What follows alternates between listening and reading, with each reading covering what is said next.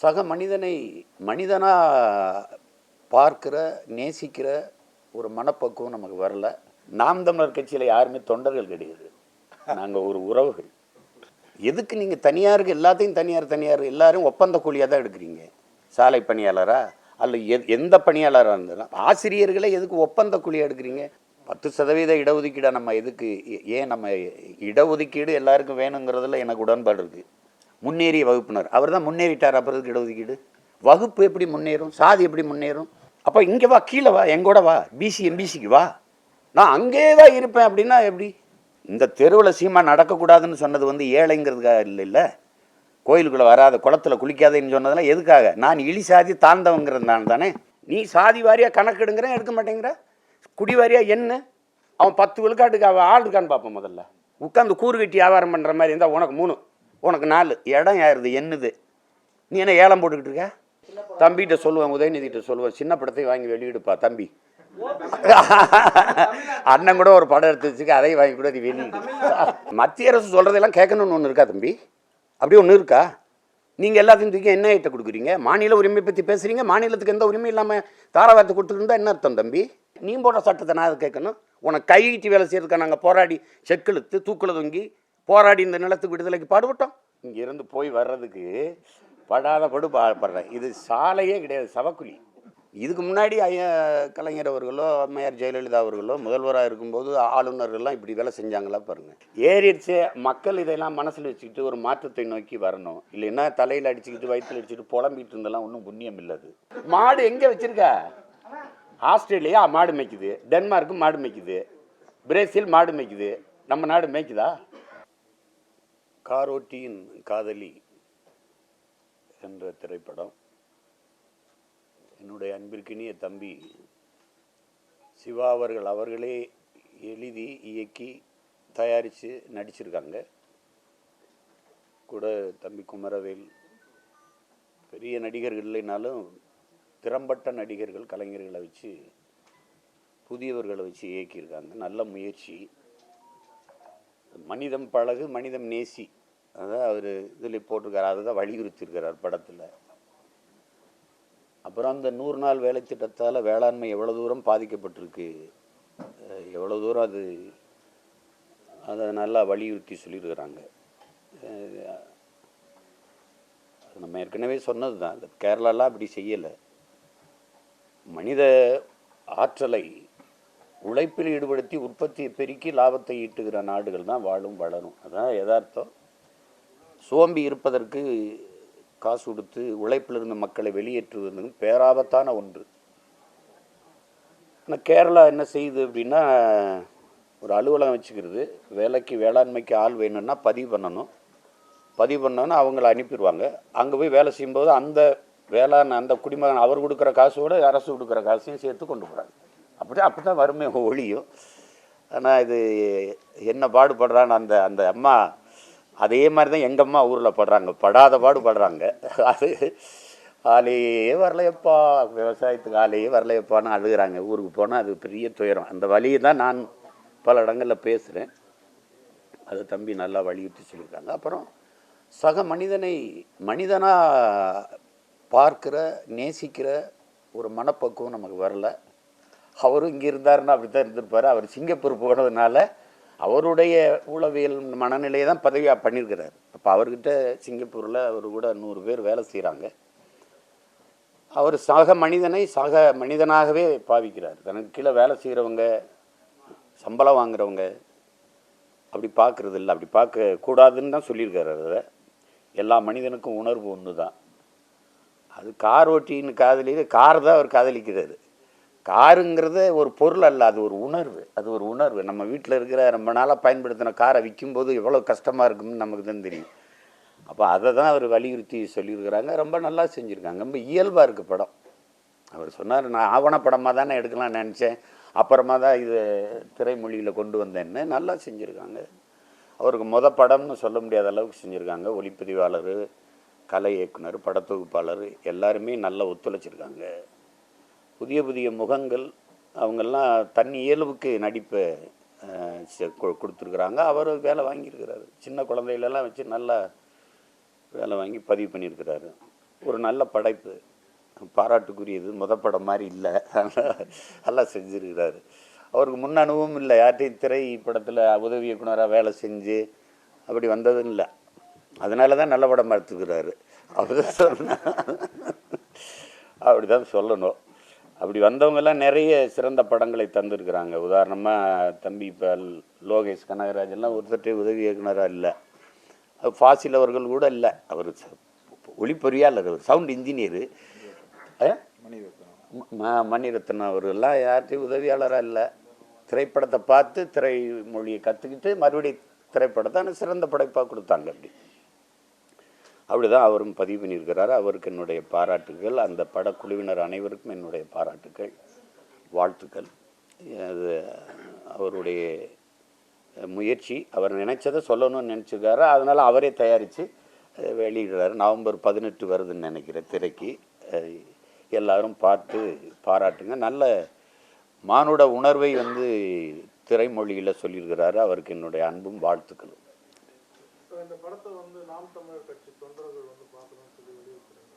நான் சொன்னாலே அது வலியுறுத்துறது தானே. நாம் தமிழர் கட்சியில் யாருமே தொண்டர்கள் கிடையாது, நாங்கள் ஒரு உறவுகள். இங்கே தொண்டர் தலைவருங்கிறலாம் எங்கள் கட்சியில் கிடையாது. எங்களுக்கு ஒரு தலைவர், நாங்கள் எல்லாரும் அவர் பிள்ளைகள். நாங்கள் ஒரு மொழி தொப்புள் கொடி உறவுன்னா அது மொழிக்கொடி உறவு தான், அதில் ஒன்றா இணைஞ்சு நிற்கிறோம். அதனால் நான் அண்ணன் சொல்கிறேன்னா என் பிள்ளைய போய் பார்ப்பாங்க தானே. அப்புறம் என்ன, நீங்கள் போய் பாருங்கன்னு பொதுவாக தான் சொல்கிறேன். எங்கள் பிள்ளைகள்னு இல்லை, எல்லாருமே பாருங்கள், ஆதரவு கொடுங்க அவருக்கு. அப்போ நல்ல நல்ல முயற்சியில் செய்வார். தமிழக அரசு ஒரு அரசாணை விட்டுருக்கு சார். இந்த மாதிரி அரசு பணியிடங்களில் சி மற்றும் டி அந்த தகுதியில் இருக்க பணியாளர்களை சேர்க்கறதுக்கு பிரைவேட்ல இருந்து ப்ரொக்யூர் பண்ணுறதுக்கு ஒரு சிஸ்டம் ஒன்று கொண்டு வரதுக்காக ஒரு குழு அமைக்க போறாங்க. இதை எதிர்கட்சி தலைவர் வன்மையாக கண்டிச்சிருக்காரு. இதை இடஒதுக்கீடு குழி தோண்டி புதைக்கிற ஒரு செயல்னு சொல்லிட்டு அதை எப்படி பார்க்குறீங்க? அதுதான் நானும் அதே கருத்து தான். எனக்கு இந்த செய்தி நீங்கள் சொல்லி தான் தெரிய வருது. நான் எடுத்து கொஞ்சம் அலுவலாக இருந்துட்டேன். அது உறுதியாக பாதிக்கும். எதுக்கு நீங்கள் தனியாருக்கு எல்லாத்தையும் தனியார் எல்லாரும் ஒப்பந்த கூலியாக தான் எடுக்கிறீங்க? சாலை பணியாளரா அல்ல எந்த பணியாளராக இருந்தாலும் ஆசிரியர்களை எதுக்கு ஒப்பந்த கூலியாக எடுக்கிறீங்க? அவங்க நிரந்தரமாக்குங்கன்னா அவரை தூக்கிட்டு மறுபடியும் ஒரு ஒப்பந்தம். இப்போ எப்படி இருக்கு பாருங்க. மத்திய அரசு மேல தான் தனியார் பண்ணிட்டு இருக்காங்க. மத்திய அரசு மேல தான் குற்றச்சாட்டு இருக்கு. மாநில அரசும் அதை செய்யுது. எப்படி பாக்குறீங்க? ஏற்கனவே 10% இடஒதுக்கீடு மாநில அரசு எதிர்ப்பு தெரிவிச்சது. இது இரட்டை நிலைப்பாடா இருக்கிற மாதிரி இருக்கா சார்? ஆமாம், அப்படிதான் இருக்குது. 10% இடஒதுக்கீடை நம்ம எதுக்கு, ஏன் நம்ம இடஒதுக்கீடு எல்லாருக்கும் வேணுங்கிறதுல எனக்கு உடன்பாடு இருக்குது. ஆனால் முன்னேறிய வகுப்பினர்னு நீங்கள் சொல்கிறது இருக்குல்ல, முன்னேறிய வகுப்பினர் அவர் தான் முன்னேறிட்டார். அப்புறம் இடஒதுக்கீடு வகுப்பு எப்படி முன்னேறும்? சாதி எப்படி முன்னேறும்? நீ பொருளாதாரத்தில் பின்னடைஞ்சிருக்கீங்கள, அப்போ இங்கே வா, கீழே வா, எங்கூட வா, பிசி எம்பிசிக்கு வா, நான் அங்கே தான் இருப்பேன் அப்படின்னா எப்படி? இந்த தெருவில் சீமா நடக்கக்கூடாதுன்னு சொன்னது ஏழைங்கிறதுக்காக இல்லை, கோயிலுக்குள்ளே வராத, குளத்தில் குளிக்காதேன்னு சொன்னதெல்லாம் எதுக்காக? நான் இழி சாதி தாழ்ந்தவங்கிறதுனால தானே. அப்படிதானே சொன்னீங்க. அப்போ எந்த சாதியை வச்சு நீங்கள் இடஒதுக்கீடை மறுத்தியலோ, கல்வி, வேலைவாய்ப்பு, அரசியல் அதிகாரத்தில் எனக்கு மறுக்கப்பட்டதோ அதே குடிகளின் அடிப்படையில் எனக்கு அந்த வாய்ப்பை பெறுதல் தான் இடஒதுக்கீடு. அதுக்கு தான் அந்த கோட்டா வந்துச்சு. அப்போ ஒரு சமத்துவ சமூகம் படைக்கிறதுக்கான வாய்ப்பே இல்லாமல் ஆயிருந்து பாருங்க. நீ சாதி வாரியாக கணக்கெடுங்கிற எடுக்க மாட்டேங்கிற, குடி வாரியாக என்ன, அவன் 10 விழுக்காட்டுக்கு அவன் ஆள் இருக்கான்னு பார்ப்போம். முதல்ல 2-3 விழுக்காடு கூட வரமாட்டாங்க. எதுக்கு 10 விழுக்காடு கொடுக்குறப்போ? அப்போ குடிவாரியாக என்ன? நான் கோணார் எத்தனை, முத்தரையர் எத்தனை, நாடார் எத்தனை, தேவர் எத்தனை, கவுண்டர் எத்தனை, உடையார் எத்தனை, வன்னியர் எத்தனை, எண்ணிட்டு கொடுத்துடும். அவ்வளோதானே, எல்லாருக்கும் கிடைச்சிருந்து பாருங்க. இப்போ நாங்கள் 10 லட்சம் பேர் இருக்கோமா, 10 லட்சம் பேருக்குள்ளது கிடைச்சிருது. அதை 2 கோடி இருக்கானா, 2 கோடிக்குள்ளவனு கிடைச்சிருது. அப்போ எல்லாருக்கும் எல்லாம் கிடைக்கணும்னா நீ வகுப்பு வாரி நீ கணக்கெடுத்து கொடுன்னு சொல்கிறோம். நீ அள்ளி ஏன் கொடுக்குற? அளந்து விடு. உட்காந்து கூறு கட்டி வியாபாரம் பண்ணுற மாதிரி இருந்தால் உனக்கு 3, உனக்கு 4 இடம் யாருது என்னது? நீ என்ன ஏலம் போட்டுக்கிட்டு இருக்க? அதனால தான் அதை எதிர்க்கிறோம். இடஒதுக்கீடு கொடு, எல்லாருக்கும் கொடு, குடிகள், நாட்டின் குடிகள் எல்லாருக்கும் சமமாக கொடு. அதுதான் நம்ம சொல்கிறது. நீ அதை வச்சுக்கிட்டு முன்னேறிய வகுப்பினர், பின்னேறிய வகுப்பினர், நீ ஒரு நாடு, ஒரு மனிதனை, ஒரு நாட்டின் குடிகளை இவர் உயர்ந்தவர் தாழ்ந்தவர் நாடு சொல்லலாமா? அதை சொல்லுமா? ஏதாவது ஒரு அரசின் வேலையாது? நாட்டின் குடியெல்லாம் அவனும் சிட்டிசன் ஆஃப் இந்தியா, நானும் சிட்டிசன் ஆஃப் இந்தியா. அப்புறம் அவன் உயர்ந்தவன், நான் தாழ்ந்தவன். மத்திய அரசோட திட்டத்துக்கு எதிர்க்குது, ஆனா மாநில அரசே அதே மாதிரி இடஒதுக்கீடு அதே வேலையை தான் செய்யும். அதை எப்படி பாக்குறீங்க? அது கேவலமாக பார்க்குறேன். எப்படி பார்க்குறீங்கன்னு அடன்ட்ட கேட்டால் அட சொல்கிறது தவறாக பார்க்குறேன். 10% இடஒதுக்கீடு சம்பந்தமா அனைத்து கட்சி கூட்டம் வருகிற 12ஆம் தேதி நடக்க இருக்கு. உங்களுக்கு அது அழைப்பு விடுக்கப்பட்டிருக்கு. என்னை கூப்பிட மாட்டாங்களே, என்னை கூப்பிட மாட்டாங்க. என்ன காரணம்? அது இதுவரைக்கும் அவங்க வந்து எப்படின்னா, ஐயா எடப்பாடி பழனிசாமி இருக்கும்போது அனைத்து கட்சி கூட்டத்துக்கு எனக்கு அழைப்பு வந்தது, பல முறை போயிருக்கேன். ஐயா ஸ்டாலின் அவர்களோட ஐயா பொன்முடி பங்கேற்கும்போது நானும் பங்கேற்றிருக்கேன், அண்ணன் கமலஹாசனும் பங்கேற்றிருக்கிறாங்க. இவங்க வந்து சட்டசபையில் உறுப்பினராக இருக்கிற கட்சி தான், அந்த கட்சியை தான் கூப்பிடுவாங்க. இப்போ இவர் வந்ததுலேருந்து கூப்பிடலையே, அனைத்து கட்சி கூட்டத்துக்கு என்னை அழைக்க மாட்டாங்க. அனைத்து கட்சி கூட்டம்ன்றதுதான் அது அவர்கிட்ட தான் கேட்குறீங்க, ஐயாட்ட தான் கேட்குறோம். எல்லாமே பாத்தீங்கன்னா தியேட்டர் ரைட்ஸ் வந்து எக்ஸைம் தான் ஆக்கிரமிக்கிறாங்க அந்த மாதிரி அப்படின்னு சொல்லிட்டு ஒரு விமர்சன கருத்து இருக்கு. அதை எப்படி சார் பாக்குறீங்க? இல்லை, நான் கேட்ட வரைக்கும் தயாரிப்பாளர்கள் எல்லாரும் என்ன சொல்கிறாங்க, அது பாதுகாப்பாக இருக்குங்கிறாங்க. இயக்குனர் பாக்கியராஜ் அவர்கள் ஆதரவு தெரிவிச்சிருக்காரு. ட்ரெண்ட் மூலியமா தான் வந்து இப்போ பல படங்கள் வெளியாகிறது. அதற்கு அவர்களுடைய உறுதுணை மிகவும் வந்து திரையுலகத்திற்கு அது சரிதான். இப்போ எப்படின்னா எல்லாரும் என்ன சொல்கிறாங்க, திரையரங்குகளில் வந்து சரியான நமக்கு கணக்கில் வர்றதில்லை, இவங்க வந்து தெளிவாக கணக்கு காட்டுறாங்க, உரிய விதை கொடுத்துட்றாங்க அப்படின்னு சொல்கிறாங்க. அதனால அதை போய் நம்ம பேசிட்டு வேண்டியதில்லை. அது பல தடவை வரவேற்றுட்டேனே, பல தடவை பேசிட்டது. பெரிய படத்தை மட்டுமே வந்து வாங்குறவங்க வந்து இந்த சின்ன படம் தம்பிகிட்ட சொல்லுவேன், உதயநிதிட்ட சொல்லுவேன், சின்ன படத்தை வாங்கி வெளியிடுப்பா தம்பி. அண்ணன் கூட ஒரு படம் எடுத்து வச்சுக்க, அதையும் வாங்கி கூட அது வெளியிடு. கணக்கெடுப்பை நடத்த முடியாது மத்திய அரசு திட்டவட்டமா நேற்று மதுரை உயர்நீதிமன்றம் சொல்லியிருக்கு. எப்படி பாக்குறீங்க? அது வந்து அரசின் கொள்கைன்னு சொல்லியிருக்காங்க. ஓபிசி மக்கள் தொகை கணக்கெடுப்பு அப்போ எடுக்காம 10 விழுக்காடு இடஒதுக்கீடு கொடுத்தீங்க, அது கொடுப்பீங்க, கணக்கெடுத்து கொடுக்க மாட்டீங்க. அது இப்போ பீகாரில் இப்படி நிதிஷ்குமார் எடுக்கிறாரு, எப்படி எடுக்கிறாரு? சமூக நீதி பேசுகிற நீங்கள் ஏன் எடுக்க தயங்குறீங்கிறேன். அரை நூற்றாண்டுகளுக்கு மேலே அது அப்படியே கிடப்பில் இருக்குது, பல பேர் வலியுறுத்துகிறோம். மத்திய அரசு சொல்கிறதெல்லாம் கேட்கணும்னு ஒன்று இருக்கா தம்பி? அப்படி ஒன்று இருக்கா? சிபிஐ இங்கே விசாரிக்க முடியாதுன்னு சந்திரசேகர ராவ் சொல்கிறாரு. நீங்கள் எல்லாத்தையும் தூக்கி என்ன ஐட்ட கொடுக்குறீங்க? மாநில உரிமை பற்றி பேசுகிறீங்க, மாநிலத்துக்கு எந்த உரிமை இல்லாமல் தாராவாரத்தை கொடுத்துருந்தா என்ன அர்த்தம் தம்பி? மத்திய அரசு, நான் ஒரு சட்டம் போடுறேன், மத்திய அரசு சொல்லுது மாநில அரசின் சட்டங்களை நாங்கள் ஏற்க வேண்டியது இல்லைன்னு. நீ போடுற சட்டத்தை நான் அதை கேட்கணும்? உனக்கு கையிட்டு வேலை செய்யறதுக்காக நாங்கள் போராடி செக்கெழுத்து தூக்கில் தொங்கி போராடி இந்த நிலத்துக்கு விடுதலைக்கு பாடுபட்டோம். உனக்கு அடிமை என்னென்ன அடிமையா? மக்கள் தொகை கணக்கெடுப்பு என்பது ஒன்றிய அரசு தான் நடத்தணும், மாநில அரசு ஒன்றிய அரசு நடத்த சொல்லணும், இவங்க சொல்லணும். அவங்க தான் சொல்றாங்க திட்டவட்டமா நடத்த முடியாதுன்னு. நீ நடத்த முடியாதுன்னு சொல்றீல்ல, உன் பேச்சை கேட்க வேண்டியதில்லை, நான் நடத்துவேன். நான் வந்தவன சொல்லு யார் நீன்னு கேட்பேன். Who are you? தமிழ்நாட்டில் பார்த்தீங்கன்னா சாலைகள் எல்லாமே வந்து பழுதாகி தோண்டி வச்சிருக்கிறாங்க. அதுக்கு வந்து மேயர் வந்து 4000 கோடின்னு சொன்னாங்க.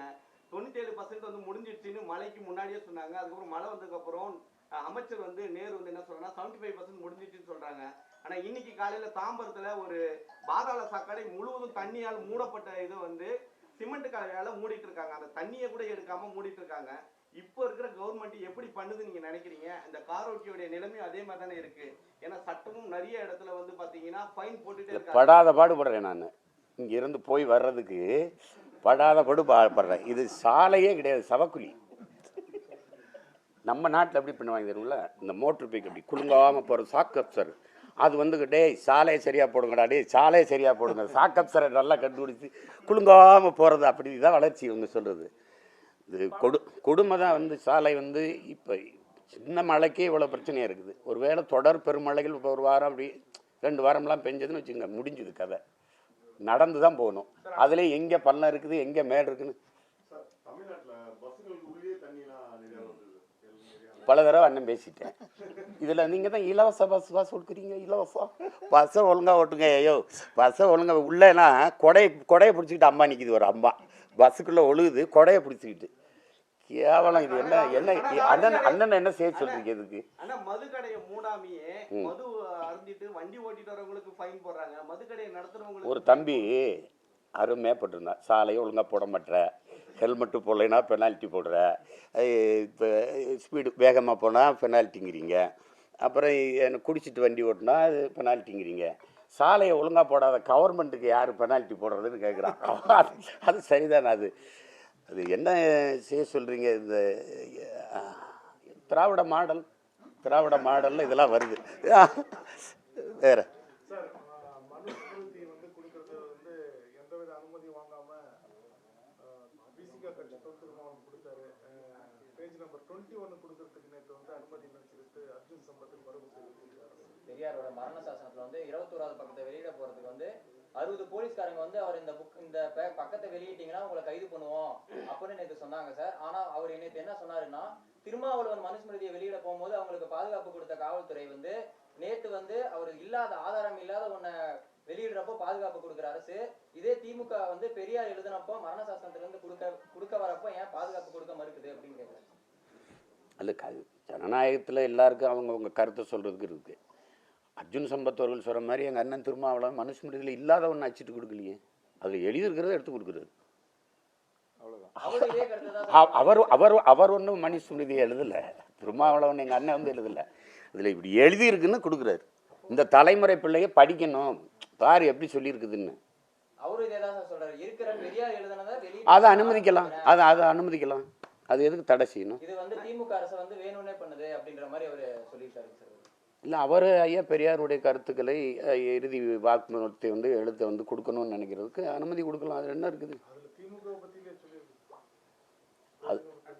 அதுதான் ஜனநாயகம். நீங்கள் தான் கருத்து சுதந்திரத்துக்காக முன்னுரிமை கொடுக்குறீங்களே, கருத்து சுதந்திரத்துக்கு முன்னுரிமை கொடுக்குறவர் இந்த கருத்துக்கு ஒரு முன்னுரிமை கொடுத்து விட வேண்டியதானே?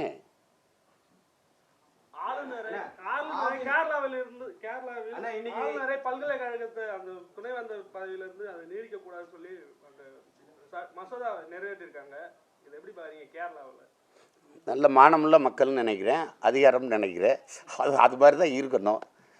இதுக்கு முன்னாடி ஐயா கலைஞர் அவர்களோ அம்மையார் ஜெயலலிதா அவர்களோ முதல்வராக இருக்கும்போது ஆளுநர்கள்லாம் இப்படி வேலை செஞ்சாங்களா பாருங்கள். சும்மா தான் அரசு விழாவுக்கு வந்து கூப்பிடுவாங்க, சட்டசபையில் ஏதாவது ஆளுநர் உரைங்கப்போ நிகழ்த்திட்டு போவாங்க, அவ்வளோதான். என்ன செயல்படுறாரு? அவ்வளோதான் ஆளுநருக்கு. நீங்கள் அது தேவையில்லாமல் இவங்க அதை போய் இது பண்ணோன்னா அனுமதிச்சோன்னா அவங்க எந்த ஹீரோ வச்சு நீங்க இயக்கினா சின்ன சமுதாய மக்களுக்கு கரெக்டா இருக்கும், நம்ம சொல்லக்கூடிய விஷயங்கள் வந்து கரெக்டா ப்ராசஸ் ஆகும் சொல்றீங்க. எந்த ஹீரோக்கு நீங்க டைரக்ட் பண்ணா? நான் டைரக்ட் பண்ணால் நான் தான் ஹீரோ, புரியுதா? அவர் எவர் நடித்தாலும் நான் என்னோட எழுத்து என்னுடைய திரைக்கதை தான் இங்கே நிற்க போகுது.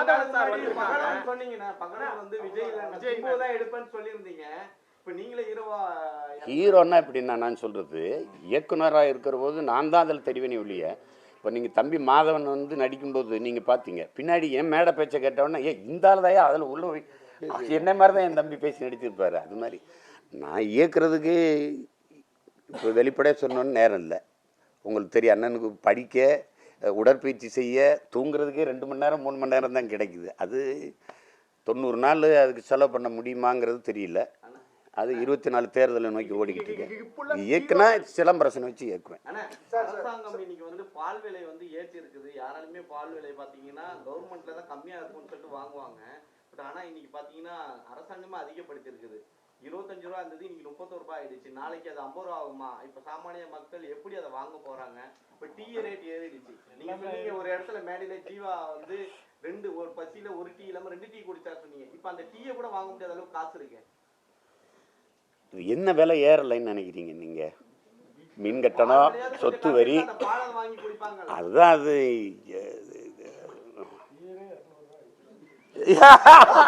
அவர் வருத்தம், அவருக்கு பீர் 200 ரூபாய் வச்சுருந்தாரு. நான் என்ன சொல்ல ஏறிடுச்சு. மக்கள் இதெல்லாம் மனசில் வச்சுக்கிட்டு ஒரு மாற்றத்தை நோக்கி வரணும். இல்லைன்னா தலையில் அடிச்சுக்கிட்டு வயிற்றில் அடிச்சுக்கிட்டு புலம்பிகிட்டு இருந்தெல்லாம் ஒன்றும் புண்ணியம் இல்லாது. என்ன, அதான் புரட்சியாளரான அம்பேத்கர் சொன்னதான், இழந்து விட்ட உரிமைகளை பிச்சை கேட்டு பெற முடியாது, போராடித்தான் பெற்றாகணும். இதுக்கு அதுதான் வழி. அண்ணன் வந்து வாங்க ஆடு மாடு வளர்ப்போம்னா எல்லாம் சிரிக்கிறாங்க. நாட்டின் பிரதமர் சொல்கிறாரு, மில்க் டேயில் வந்து டைரி டேயில் வந்து சொல்கிறாரு, பாலில் பெரிய பொருளாதாரம் இருக்குது, 10 வருஷமா தாப்பா கத்துறேன். அது வந்து கேட்டால் அதிலே நம்ம பொருளாதாரத்தில் தற்சார்பு அடைஞ்சிடலான்றாரு. ஆனால் வாங்க மாடு வளர்ப்போம்னா இன்னும் ஐயோ என்னைய மாடு மேய்க்க சொல்கிறாரு. எங்கள் ஐயா அப்துல் ரஹ்மான் சொல்கிறாரு, இப்போ கிருஷ்ண பரமாத்மா மேய்ச்சிருக்காரு, நபிகள் நாயகம் மேய்ச்சிருக்காரு, இயேசு மேய்ச்சிருக்கிறாரு, ஏதோ ஆடு மாடு மேய்க்கிறதுக்கு ஞானத்துக்கு ஏதோ சம்பந்தம் இருக்கு போல இருக்கு, வாங்க எல்லோரும் ஆடு மாடு மேய்க்கலான்றாரு. அது மாதிரி பால் விலை ஏறுதுன்னா பால் நமக்கு எங்கேருந்து வருதுன்னு நினைக்கிறீங்க? ஆந்திராவிலேருந்து வருது. அந்த முதலாளி முடிவு பண்ணிடுறான். நீங்கள் என்ன மாட்டு பண்ண வச்சுருக்கீங்களா? தமிழ்நாடு அரசு எது அப்படின்னு வச்சுருக்கா தம்பி? ஆந்திராவிலேருந்து வருது. அந்த முதலாளி ஏற்றிடுறான், இவங்க ஏற்றிடுறாங்க. நம்ம கிட்ட இருக்க மாடுடைய பாலெல்லாம் என்னென்ன பண்றது? மாடு எங்கே வச்சிருக்க நீ? மாடு எங்கே வச்சிருக்க? ஆஸ்திரேலியா மாடு மேய்க்குது, டென்மார்க்கு மாடு மேய்க்குது, பிரேசில் மாடு மேய்க்குது. நம்ம நாடு மேய்க்குதா? சொல்லு தம்பி. எங்கள் அப்பாட்ட கேட்டேன், நம்மால் வருது, அப்பா பால் குடிக்கலாமாப்பான்னு. குடிக்கலாம், மாடு அங்கே இருக்குன்னு கேட்டாரு. இது வந்து மில்க் ஃப்ளேவர், மாங்காய் ஃப்ளேவர், லெமன் ஃப்ளேவர்னு இந்த போத்தல் அடைச்சி வைக்கிறான்ல, இது பால் மாதிரி ஒன்று, பால் கிடையாது. ஆளுநரை பத்தி பேசுனீங்க சார். ஆளுநர் ரவியை திரும்ப பெறதுக்கு திமுகவே மனு கொடுத்தது நாடாளுமன்றத்தில். அவங்க திரும்ப பெறுவாங்களா? அது பெற மாட்டாங்க. ஏன்னா அவங்க ஆள், அவங்க விரும்பி போட்டிருக்காங்க. அதுவும் நம்ம கொடுத்தா வம்பாடியாக அவர் செயல்படுத்த மாட்டாங்க. எனக்கு நாட்டுக்கு ஆளுநரே அவசியம் இல்லைங்கிறது என்னோட கருத்து. அது புரியுதா உங்களுக்கு? அது என்னோட கருத்து. அது அரசுக்கு வந்து இன்னைக்கு ஒரு இது சொல்லியிருக்காங்க, என்னன்னா அரசாங்க மருத்துவமனையில இருக்கக்கூடிய காலாவதி மருந்துகளை வந்து கண்டுபிடிக்கிறாங்க, பறக்கும் படை ஒன்று அமைக்கணும் அப்படின்னு சொல்லியிருக்காங்க. இதை பத்தி என்ன நினைக்கிறீங்க? காலாவதியான மருந்துகள் இருக்கு அப்படிங்கிறத நான் ஒத்துக்கிறேன். அது உங்களுக்கு தெரியுது தானே? 15 தமிழக மீனவர்கள் கைது செய்யப்பட்டிருக்காங்க இலங்கை அரசால. முதல்வர் வந்து ஒன்றிய அரசுக்கு கடிதம் எழுதியிருக்காரு. அவர் தான் அழைச்சி பேசுவார், அழைச்சே பேசுவார்ல, அடிக்கடி பேசுகிறோம்னு சொல்கிறாருல்ல, அப்புறம் இது கடிதம் எதுக்கு? இங்கேருந்து போய் நன்றி சொல்லிட்டு வர்றீங்க, இங்கேருந்து போய் சொல்லிட்டு வர வேண்டியதானே? கடிதம் அந்த காலத்துலேருந்து போஸ்ட்மேனுகளை முதலமைச்சராக்கி உட்காந்து கடிதம் எழுதுறது எந்த நூற்றாண்டு இதெல்லாம்? அம்பேத்கர் மணிமண்டபத்தில் வந்து திருமாவளவன் அவர்கள் வாங்கி கொடுத்த சிலையை வந்து திறந்திருக்கார் முதல்வர். அந்த மணிமண்டபம் அமைக்க போராடிய புரட்சி பாரத கட்சி சார்ந்தவர்கள் அழைக்கல, அந்த சமுதாயத்தை சார்ந்த எந்த ஒரு தலைவரையும் அழைக்கவில்லை அப்படின்ற ஒரு குற்றச்சாட்டு அவர்கள் முன்வச்சிருக்காங்க. இது வந்து சரின்னு பாக்குறீங்களா? ஒரு தனி மனிதர் வாங்கி கொடுத்ததை திறக்கிறாரு முதல்வர் அப்படின்ற மாதிரி குற்றச்சாட்டு இருக்கிறாங்க. இல்லை, தனி மனிதராக எப்படி பார்க்க? இப்போ அண்ணல் அம்பேத்கரை எப்படி நீங்கள் அது என்னன்னு தெரியல. அது அவங்க என்ன முடிவெடுத்தாங்கன்னு தெரியல. தனி மனிதன் வாங்கி வைக்கலையே, திருமாவளவன் தனி மனிதன் இல்லையே. அவர் ஒரு அமைப்பு. அண்ணல் அம்பேத்கர் மேலே அவருக்கு ஒரு பற்று, அவர் கோட்பாடுகளை பின்பற்றுகிறவர். நாங்கள் கூட தான் அண்ணல் அம்பேத்கர்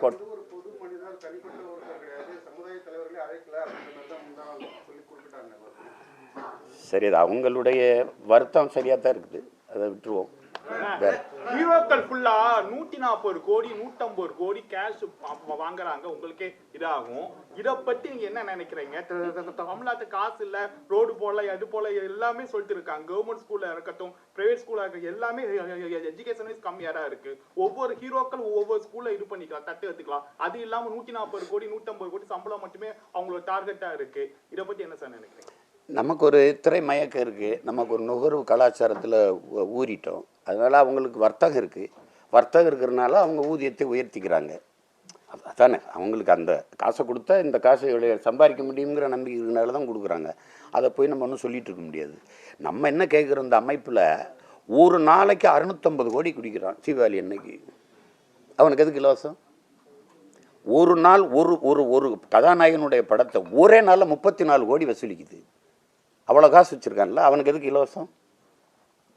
எதுக்கு இலவசம்? அந்த இலவசத்தில் இழக்கிற பணத்தை வேறு நலத்திட்டங்களுக்கு தள்ளணும். இப்போ சாலை சரியாக போடலாம், தடையற்ற மின்சாரம் கொடுக்க விரையலாம். சூரிய ஒளி மின் உற்பத்தி, காற்றாலை மின் உற்பத்தியெல்லாம் தனியார்மயப்படுத்தப்பட்டுருச்சு. அப்போ அத்தியாவசியமான மின்சாரங்கிறது அந்த மின்சாரம் இல்லாத எந்த இயக்கமும் இல்லை, உங்களுக்கு தெரியும்.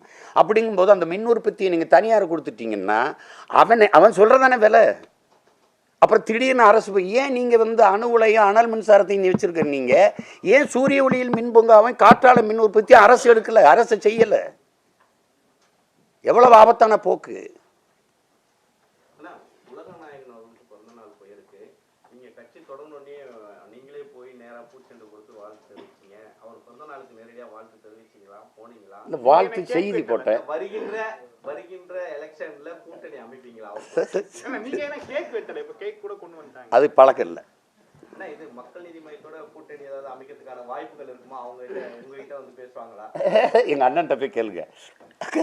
வாக்காளர் அடையாள அட்டையுடன் வந்து ஆதார் கார்டு எடுக்கும் பணியில பள்ளி ஆசிரியர்களை அந்த பணியில அமர்த்ததுனால பள்ளி பாடங்கள் முழுசா முடிக்க முடியல அப்படின்னு சொல்றாங்க. அதுக்கு அதான் ஆசிரியர்களை ஆசிரியராக இருக்க விடணும், கற்பிக்கிற பணியை செய்ய அனுமதிக்கணும். தேவையில்லாத இதில் போய் இது பண்ணு, அதில் போய் பண்ணு, அதெல்லாம் ரொம்ப அவசியமற்றது. அதுக்கு தனியாக ஊழியர்கள் எடுங்க, அதுக்கு ஊதியம் கொடுங்க. அதுக்கு ஏன் ஆசிரியர்களை போய் பண்ணணும்? சரி, அந்த கற்பிக்கிற வேலையை யார் செய்வார்? நாட்டை ஆள்றவங்க போய் கற்பிப்பாங்களா? சொல்லுங்க நீங்கள் போய் பாடம் நடத்துவீங்களா? வாத்தியாரா இருந்து இல்லம் தேடி கல்வின்னு சொல்லிட்டு இளைஞர்களை வாலண்டியர்ஸா கூப்பிட்டுக்கிறாங்க, அவங்கள வச்சு பாடம் நடத்துறாங்க. அப்படி இருக்க பட்சத்தில் பள்ளி ஆசிரியர்களை எப்படி அனுப்புறாங்க? இந்த முறை அது அவசியமற்றது. அந்த இல்லம் தேடி கல்வி புதிய கல்விக் கொள்கையில் இருக்குது. அதை நான் எதிர்க்கிறேன். அப்போ அருகில் இருக்கிற பள்ளிக்கூடத்தை முடிவீங்களா? என்ன போய் எங்கே நடத்துவீங்க? பாடத்திட்டம் என்ன? அதுக்கு தேர்வு வைக்கப்படுமா? அதுக்கு மதிப்பெண் வருமா? இதெல்லாம் தேவையில்லாதது. அங்கங்கே சிற்றூர்கள் இருக்கிற தொடக்க பள்ளிகளை, உயர்நிலை பள்ளிகளை மேம்படுத்தி, தரம் மேம்படுத்தி அதில் பண்ணாலே போதும். நம்ம பிள்ளைங்க போய் படிச்சுக்கிடுவாங்க. அது வீடு தேடி கல்வி, அதெல்லாம் வெற்றி வேலை. நீதிமன்றம் வந்து கோயில்களுக்கு செல்லும் போது பொதுவான கேள்விகளோட இந்த காரோட்டின் காதலி பற்றி பேசினதையும் போட்டு சொல்லிடுங்க. பண்ணனுக்கு நேரம் அது. நீதிமன்றம் வந்து கோயிலுக்கு செல்வது வந்து ஜீன்ஸ், இந்த டிஷர்ட்லாம் அணியக்கூடாதுன்னு சொல்லியிருக்காங்க. அதே நீதிமன்றம் பார்த்தீங்கன்னா இந்த 10% இடஒதுக்கீடுல 3 பேர் வந்து சரின்றாங்க, 2 பேர் வந்து முரண்பாடா இருக்கிறாங்க. இப்போ நீதிமன்றம் சரியாக எல்லாத்தையும் பார்க்குதா? சரியான தீர்ப்புலாம் கொடுத்துட்டு இருக்காங்கன்னு நினைக்கிறேன். அது நீதிமன்றம் இல்லை, அது வெறும் தீர்ப்பு மன்றம். இந்த நாட்டில் இதுவரை ஏதாவது ஒரு வழக்குக்கு நீதி வந்திருக்கா? தீர்ப்பு தான். எல்லாத்தையுமே உச்ச நீதிமன்றம் தான் முடிவு பண்ணோம்னா, இந்த மன்றங்களை கலைச்சிட்டு உச்ச நீதிமன்ற கிளைகளை எல்லாருக்கும் ஆரம்பிச்சிட வேண்டியது. மதுரையில் உயர் நீதிமன்ற கிளை இருக்கிற மாதிரி நாடங்களும் உச்ச நீதிமன்ற கிளைகள், அவ்வளோதானே. ஒரு மாவட்ட நீதிமன்றம் அங்கே ஒரு வழக்கு, அதில் ஒரு தீர்ப்பு, அப்புறம் உயர் நீதிமன்றம் அதில் ஒரு தீர்ப்பு, உச்ச நீதிமன்றம் அதில் ஒரு தீர்ப்பு. ஒரு வழக்குக்கு 3 தீர்ப்பு எப்படி வருது? அப்போ நீதி எங்கே இருக்கும் தம்பி? சாமானிய மக்கள் நீதிமன்றத்தை தேடி போவேன்றீங்களா? நீதி வந்தா போங்க, நான் சொல்றேன். அரசியல் வழக்கு வந்து இப்போ அதிமுக எல்லாம் போகுதுல்ல, உடனே இன்னைக்கு போனால் காலையில் அடுத்த நாளே எடுக்கிறாங்க, அடுத்த நாளே எடுத்து தீர்ப்பு சொல்கிறாங்க. ஆனால் பொதுமக்களுடைய வழக்கு 10 வருஷம் கிடக்குது, 15 வருஷம் இருக்குது. எத்தனை வழக்குகள் அப்படி கிடக்கு? ஆனால் அரசியல் வழக்குனா உடனே எடுக்கிறீங்க. அந்த சின்னத்தை பற்றி வருதா, அல்லது இந்த சின்னத்தை முடக்கணும்னு வருதா, இல்லை கட்சி பொதுச் செயலாளர் யாருன்னு வருதா, உடனே இன்னைக்கு போனால் நாளைக்கு தீர்ப்பு சொல்கிறீங்களே. அப்போ எப்படி எனக்கு சாதாரண எனக்கு எப்படி நம்பிக்கை வரும்?